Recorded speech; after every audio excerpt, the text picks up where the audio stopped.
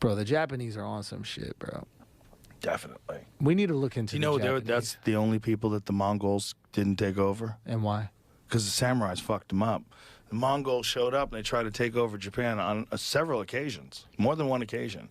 And every time they were met with these fucking dudes who actually knew how to fight and were sword trained and were shooting arrows at distances. And they're like, whoa, what the fuck is going on here? Like, they were like if you think about samurais.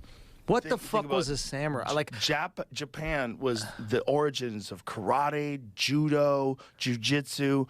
All that shit came out of Japan. But we're talking about feudal Japan? Like, we're talking about kingdoms and Those such? cyclones saved them. Japanese have always attributed their victory to storms and that wrecked the Mongols' fleets during both attempted invasions in 1274 and 1281.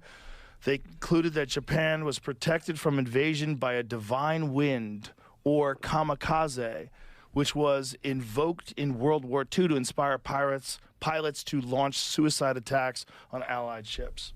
So it could be storms, but also they fought. They definitely had hand-to-hand combat.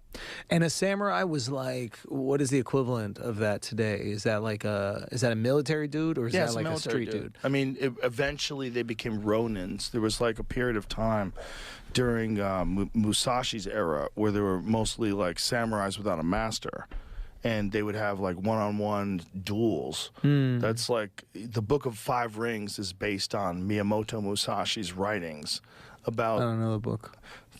Well, the greatest book of strategy, and like it was a guy who killed 62 men, at least 60 men in one-on-one armed like sword fights. Because you could come up to someone and just be like, They would make duels. They would decide to have duels, and that's to the death. To the death with swords.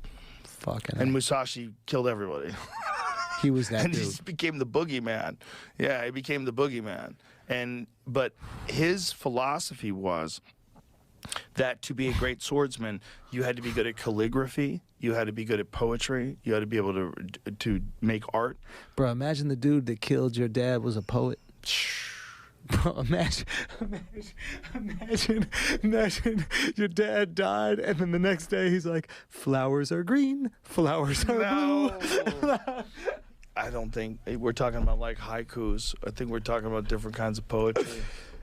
But he's trying to be well-rounded, I guess. 100%. Yeah, that any holes in your game, any like fake shit will expose itself in one-on-one combat.